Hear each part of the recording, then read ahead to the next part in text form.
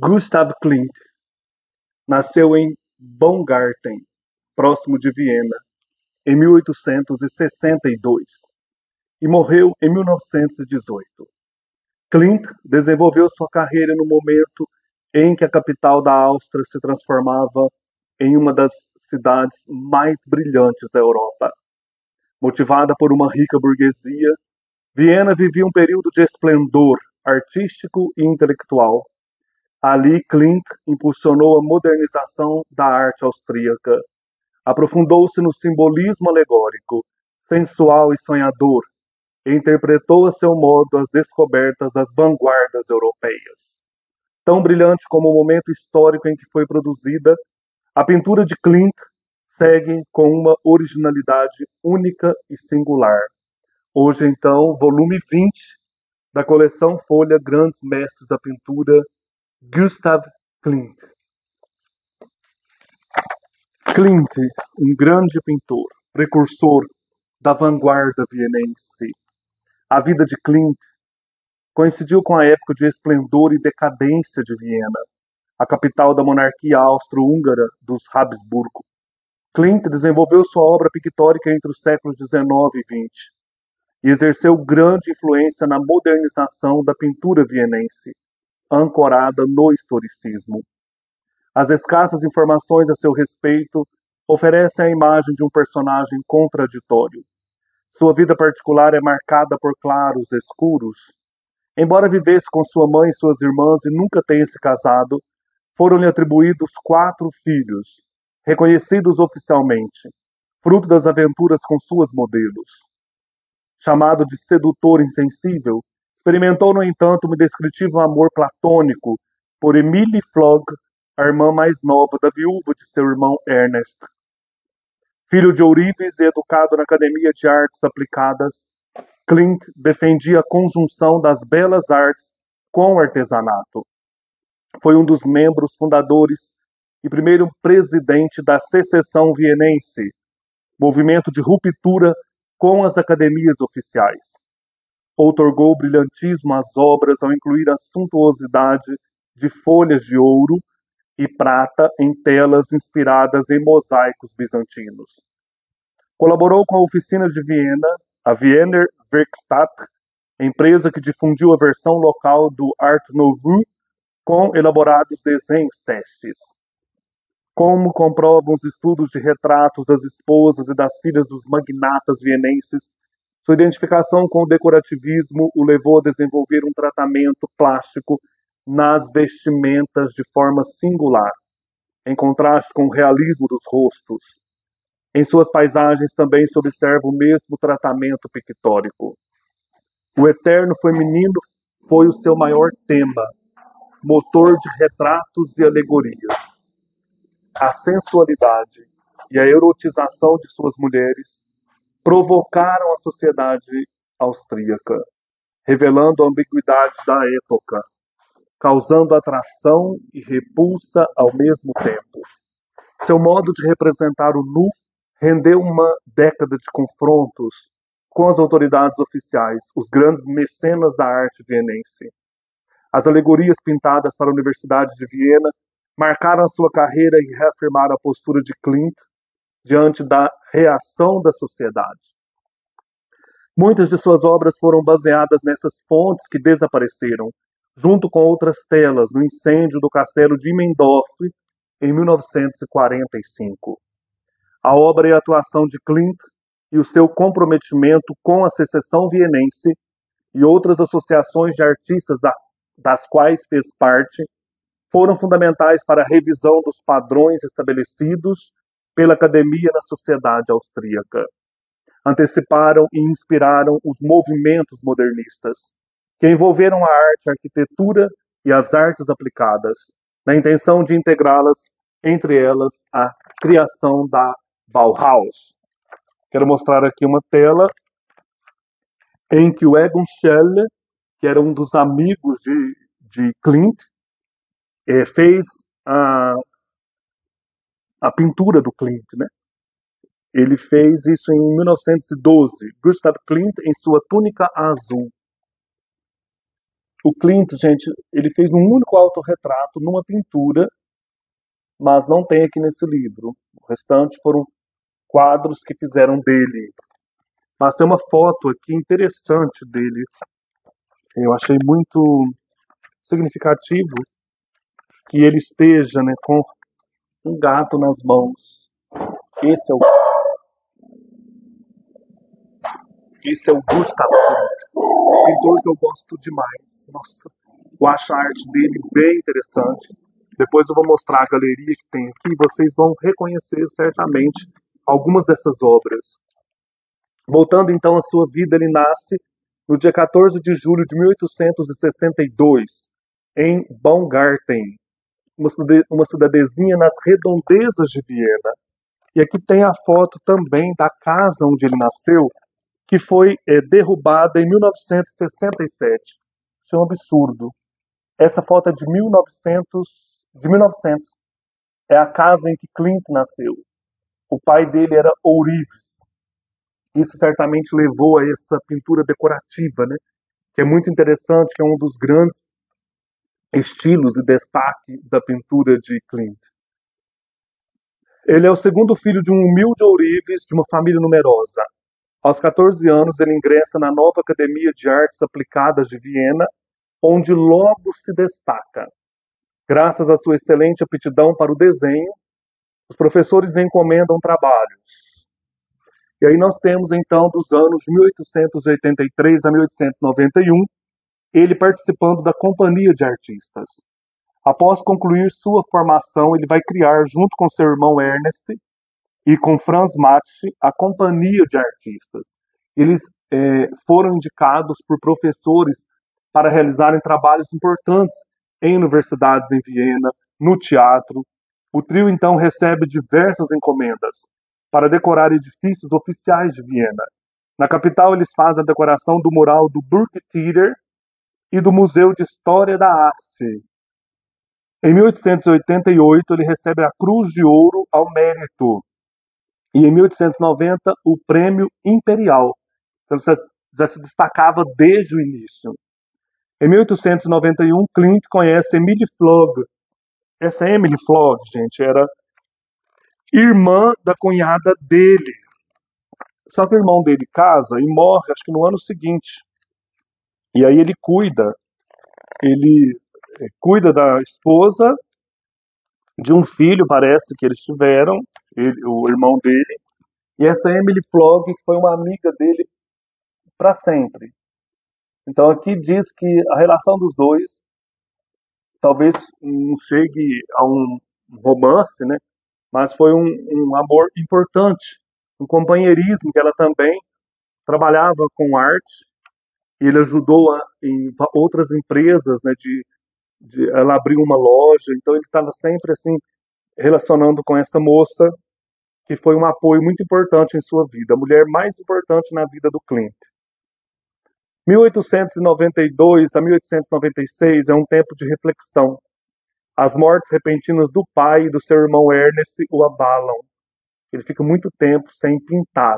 Ele tinha esse companheirismo com o irmão e esse irmão Ernest e o Franz Matsche formaram a Companhia de Artistas. Com a morte do irmão, ele entra numa espécie de depressão e as obras, ele para, né, um pouco de pintar. Klimt se encarrega da família do seu irmão e da sua família também. Após a morte do irmão, sua relação com Emily Flog se intensifica com a irmã da sua cunhada. A sua pintura abandona o estilo historicista e evolui para o simbolismo. A Companhia de Artistas se desfaz, mas Klimt colabora com Metz em uma encomenda para a Universidade de Viena. Aqui tem vários quadros dessas encomendas, mosaicos que eles fizeram.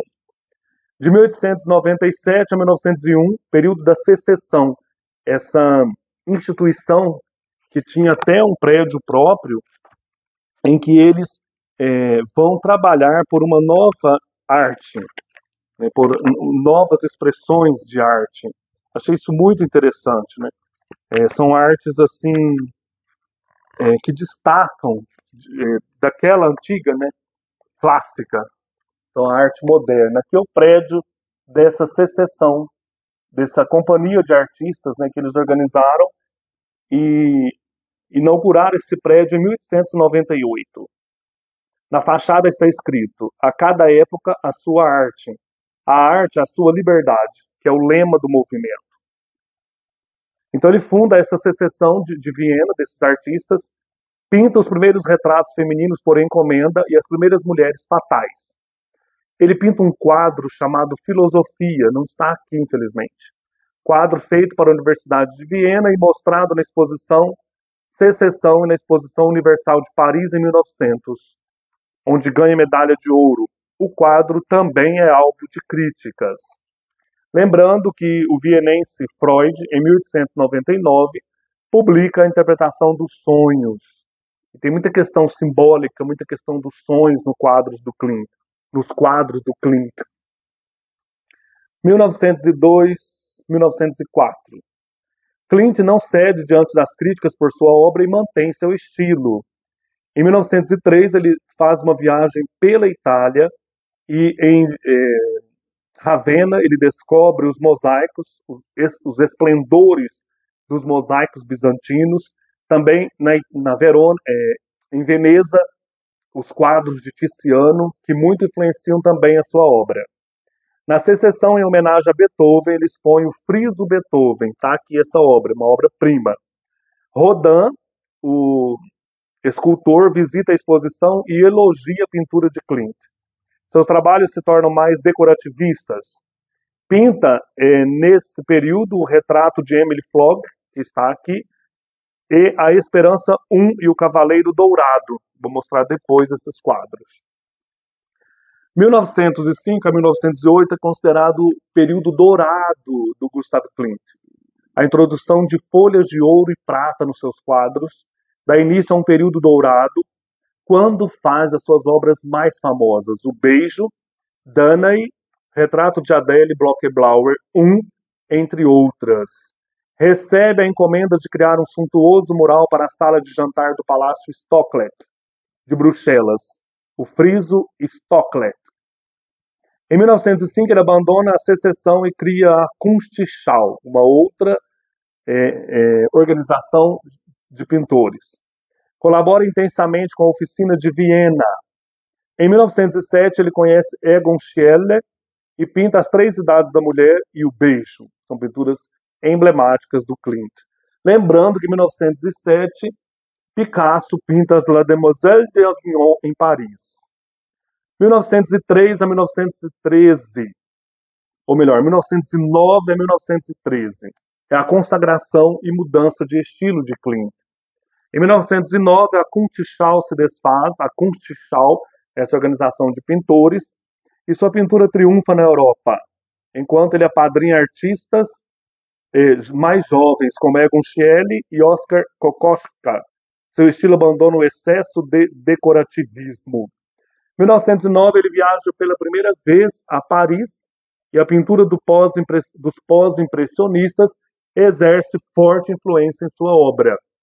Embora ele fosse avesso ao meio social, não gostava de falar em público, fosse também arredio a viagens, a partir desse período ele viaja bastante, inclusive várias vezes para Paris. Em 1910, ele expõe na 9ª Bienal de Veneza. No ano seguinte, recebe o primeiro prêmio da Exposição Universal de Roma. De 1914 a 1918, A Guerra e a Morte.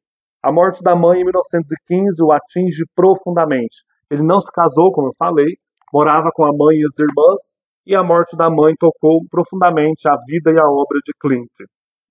A sua paleta torna-se mais sombria. Após anos de embate com as instituições oficiais, em 1917 ele é eleito membro de honra da Academia de Belas Artes de Viena e de Munique. Ele morre, gente, em 6 de fevereiro de 1918. Morreu jovem, né?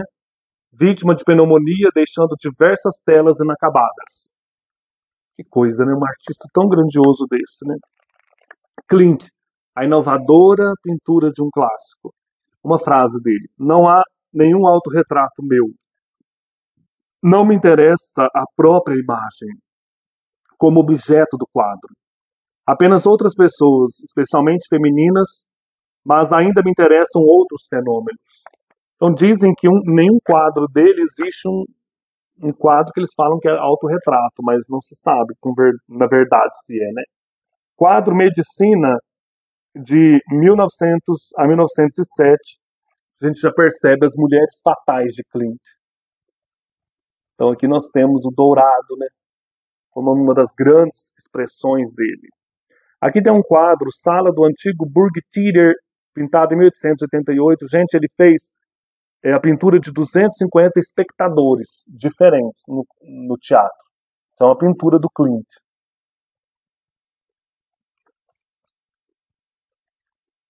Uma outra frase dele. O que queira saber sobre mim como artista, digno unicamente de atenção, deverá observar detidamente meus quadros e tentar reconhecer neles quem sou e então o que eu quero.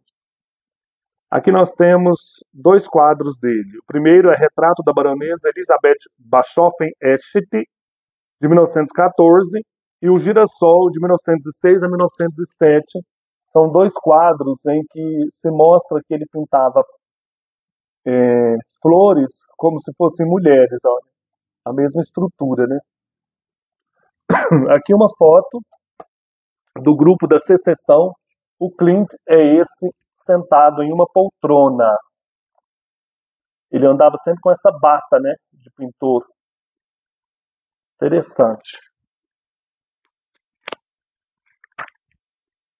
Um outro quadro para rebater as críticas, Peixes Dourados. Ele ofereceu a meus críticos essa obra, 1901, 1902. Criticavam a obra do Klimt, né?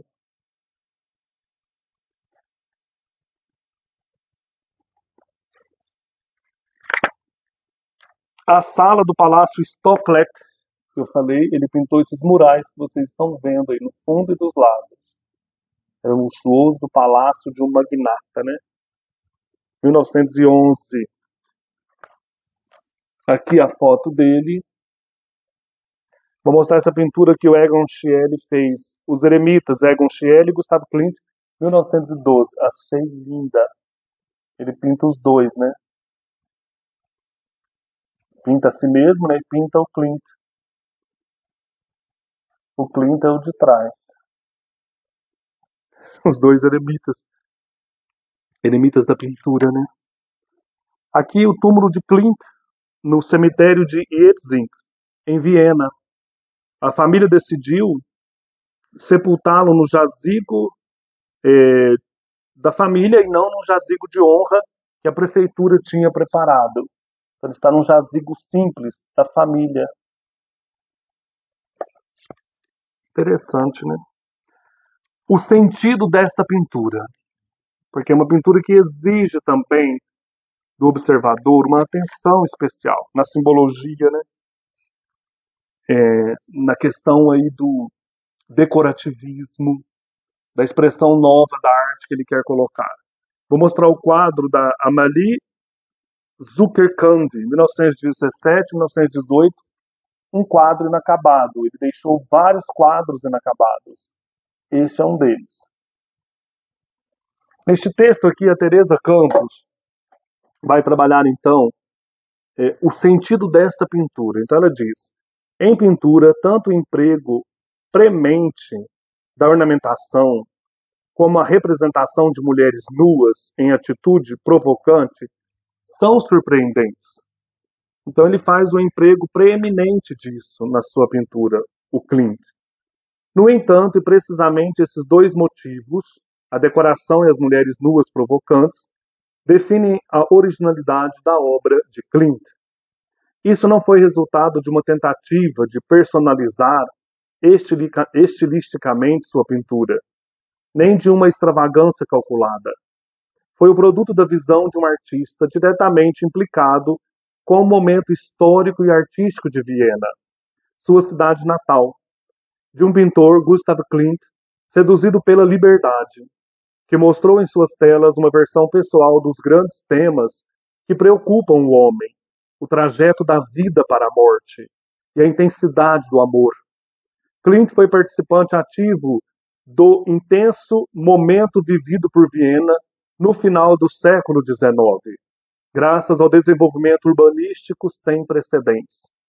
A cidade cresceu ao mesmo tempo que foi modernizada. Ao buscar novas ideias, atraiu intelectuais e pensadores que intuíam e postulavam no heterogêneo império dos Habsburgo as grandes mudanças vindouras na ordem cultural e científica, na compreensão da natureza humana e na análise da formulação da linguagem. Lembrando aí da questão da linguagem do Ferdinand de Saussure, que é desse período também, né? Estudava muito isso na filosofia. No terreno que lhe era mais próximo, Clint e seus amigos da secessão resgataram as virtudes do artesanato e integraram-nas à arquitetura moderna, a fim de uni-las na arte total, como tiveram ocasião de demonstrar no Palácio Stocklet de Bruxelas.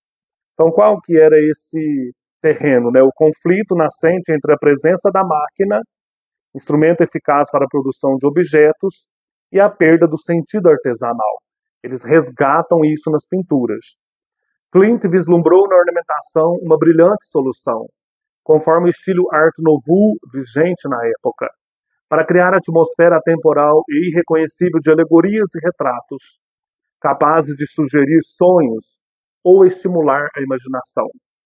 Os motivos ornamentais convivem com suas pinturas quase de modo natural com argumentos naturalistas, simbólicos e transcendentes, em uma relação baseada no sábio uso da curva, do olhar para o espectador e da evocação do referente orgânico comum na natureza. As formas sinuosas do corpo feminino, de acordo com a fluidez dinâmica da água, origem da vida, não contradizem os critérios do moderno estilo Art Nouveau, capaz de suportar tanto o fato ornamental como o simbólico. Diferentemente de seus contemporâneos, Klimt não banalizou seus temas. Apesar do peso atribuído à ornamentação em suas obras, o artista procurou impor sua liberdade de critério.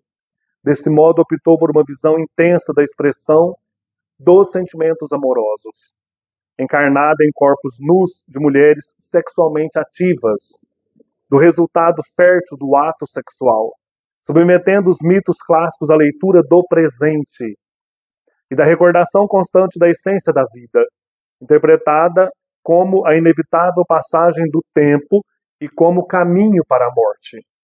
Desse tom transcendente é preciso ressaltar que, sem dúvida, a produção paisagística, que se inclui nos parâmetros estéticos da época, tanto pela contribuição dos impressionistas franceses, como pela necessária evocação simbólica da natureza, constituiu um dos legados mais originais, registrados no amplo aspecto da pintura paisagística ocidental.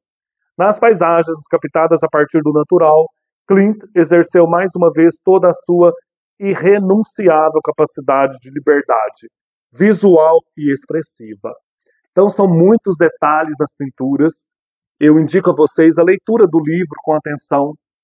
Não dá para eu falar todos os detalhes aqui nessa pequena mostra do livro para vocês, mas vale a pena conhecer a obra, né?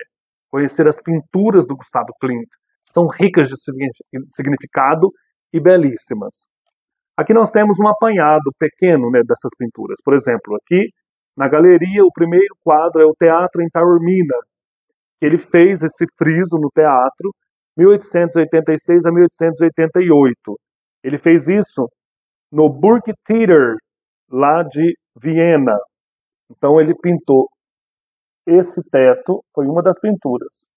Aqui no teatro, na escadaria do Teatro de Viena, do Burgtheater.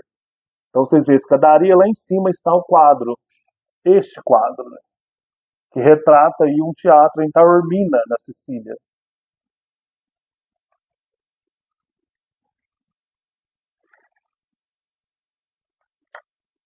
Retrato de mulher, cerca de 1894. Destaque aqui já para motivos decorativos e para a joia que ela usa no pescoço, né? Não se sabe quem é esta mulher. Palas Atena, 1898. Quadro que já causa um escândalo na época. Atenas preparando para a guerra. Aqui nós temos ela segurando uma moça nua que vai aparecer depois em outra obra dele. É a mulher fatal, sedutora, né, guerreira. Atrás nós temos Teseu e o Minotauro numa luta, né? Ou melhor, Hércules e Tritão lá atrás. Aqui o Hércules vencendo o Tritão, mostrando aí o quadro como uma espécie mesmo assim, de preparação para o combate. E é um quadrado, essa questão também é importante. Ele faz a moldura do quadro com os lados todos iguais, um quadrado. Tem toda uma questão também desse quadrado, né, de representar dentro deste quadrado um instante da vida, né, esse quadrado como parte de uma vida, né, equilibrada, tem tudo isso aqui também. Retrato de Sonja Nips, 1898, que era mulher de um homem importante de Viena, e o destaque aqui é para a riqueza do vestido, né? E também das flores lá atrás, criando aí um jardim. Né? Lindo esse quadro. Água Agitada, 1898. Ele pinta aqui 5 ninfas, uma figura estranha aqui, olhando para as ninfas, né? Desejando-as. Uma figura simiesca que vai aparecer muito em suas obras. Ameaça, né, da morte numa vida leve. Nuda Veritas, que é aquela menina que aparece ali nas mãos da Atenas. Aqui ele faz essa nuda em 1899, causando um escândalo na época. Também cheio de símbolos, né? A mulher que pisa serpente, a nudez com os pelos pubianos. Aqui em cima uma frase do Schiller, Friedrich Schiller, poeta alemão, nasceu em 1759 e morreu em 1805. Essa frase diz, está aqui no alto, né? Se não podes agradar a todos com tuas ações e tua arte, tenta agradar a poucos. Agradar a muitos é ruim. Judite I, um dos grandes quadros, 1901. Aqui a Judite também, sedutoramente, segura a cabeça de Holofernes. Ele diz aqui na moldura que é Judite e Holofernes, mas muitos relacionaram essa mulher aqui com Salomé e João Batista, mas é Judite e Holofernes. Ela acaba, né, de matar o Holofernes e a sua expressão é de sensualidade e gozo sexual. E ela parece que acaricia a cabeça do Holofernes com suas mãos. Causou um escândalo também na época. Atrás nós temos motivos de Nínive, né, da arte daquele período do Oriente Médio. Tem toda a explicação aqui, vale a pena ler com calma. O Bosque de Bétulas I, cerca de 1902. Achei impressionante também. O céu lá no fundo, né, envolto pelas árvores. O friso Beethoven, As Forças Inimigas, 1901-1902. Aqui é a primeira parte do friso. É a primeira parte da sinfonia de Beethoven. Então ele faz toda essa sinfonia na arte. Gente, isso aqui é um espetáculo. Então não tem como ficar explicando isso aqui tudo, mas é muito interessante. E aqui estão os dois outros frisos. Esse de cima é Aspiração à Felicidade e o abaixo, A Alegria, Nobre Centelha Divina. Esse aqui, ó. Aspiração à Felicidade, Nobre Centelha Divina. Acompanhando aquele friso das forças inimigas que aqui está estudado melhor. Interessante, eles colocavam Beethoven, uma estátua do Beethoven lá nesse Palácio da Secessão para inspirá-los. Retrato de Emily Flog, 1902, aquela irmã da cunhada dele. Achei esse quadro lindo.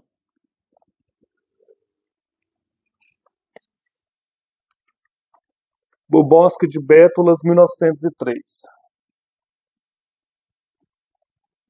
Essa Emily Flog não gostou do quadro demais, né? A Esperança 1, 1903. Também um quadro que mostra a questão da gravidez, da vida e ao mesmo tempo as ameaças lá atrás, na morte e um monstro marinho aqui. O que essa criança vai enfrentar quando nascer, né? E a mulher olha sedutoramente também para o espectador, né? Ela tem esse poder. O Cavaleiro Dourado, 1903. Achei lindo isso aqui. Que é um tema também que aparece aí na sua pintura. Serpentes Aquáticas 2, 1904, 1907. Coisa linda isso aqui. Que já aparece bem o decorativismo, né?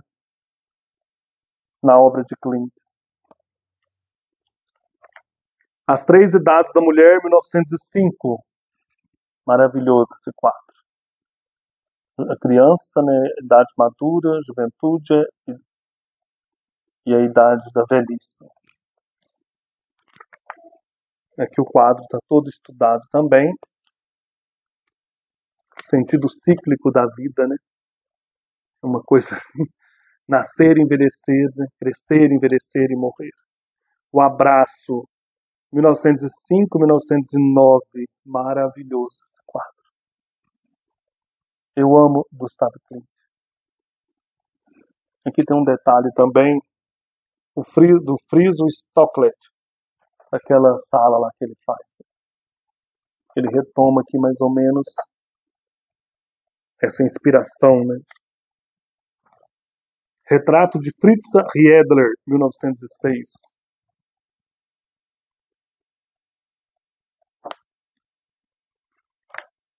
Retrato de Adele Bloch-Blauer, 1907. Essa é uma das amantes mais famosas dele. Quadro também muito conhecido. Eu falei que vocês certamente já viram por aí. Dana, em 1907, 1908. Lembra que ela foi engravidada por Júpiter? Numa chuva, Júpiter... Tem um outro que fez esse quadro, eu mostrei para vocês. Na mitologia, né? O Beijo, 1907, 1908, obra-prima dele. Também vocês já viram, certamente. Aqui, ó, estudado em partes. A Esperança 2, 1907, 1908. Uma mulher grávida também. Nossa, é muito lindo isso aqui.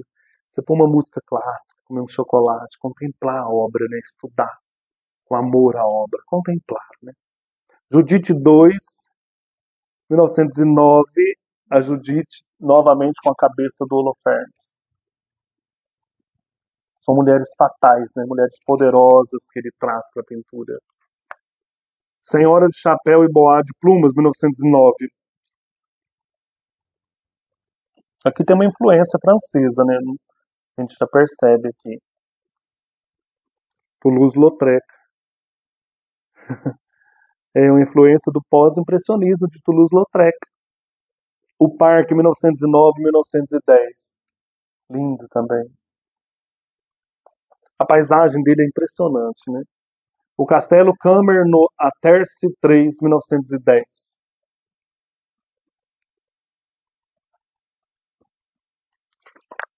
Passeio no Parque do Castelo Kammer, cerca de 1912.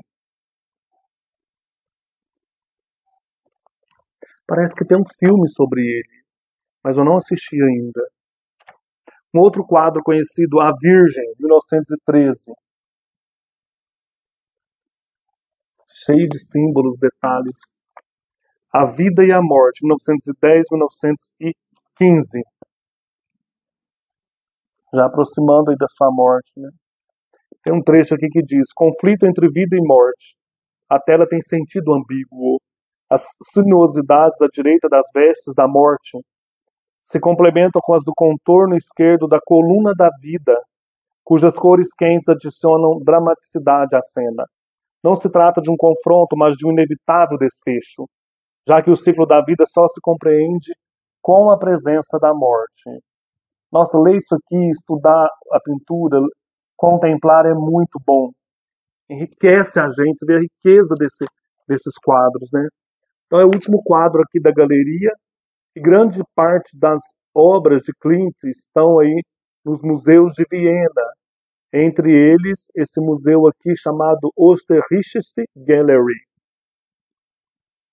Então é isso, gente. Chegamos ao fim da caminhada pelos grandes mestres da pintura por meio aqui da edição da Folha, essa coleção interessante sobre pintores. Então nós vimos vários pintores. Foram 20 vídeos, sempre lançados aí no domingo, para vocês curtirem um pouco desta coleção que está aqui, ó, que eu adquiri novamente. Eu tinha doado ela, mas eu queria apresentar para vocês e ter esses quadros de novo, para ler, para estudar, que é interessante unir pintura com literatura. E quando você está lendo algo, por exemplo, de um escritor que se passa nesses períodos ou que tem influência da arte, é interessante você conhecer a pintura, como a mitologia, a história, música, a arte do período ajuda a gente na questão literária. E também pintura eu gosto muito como literatura e música. Então vou trazendo para vocês aos poucos a minha coleção, os livros. Espero que vocês tenham gostado, né, desses vídeos. É um incentivo à leitura e à arte também. E é isso aí, a gente volta então para a programação aí do domingo com vídeos sobre livros, e eu quero criar também vídeos sobre a minha vida de leitor. Então é isso, terminamos a coleção Folha Grandes Mestres da Pintura. Um abraço e até mais.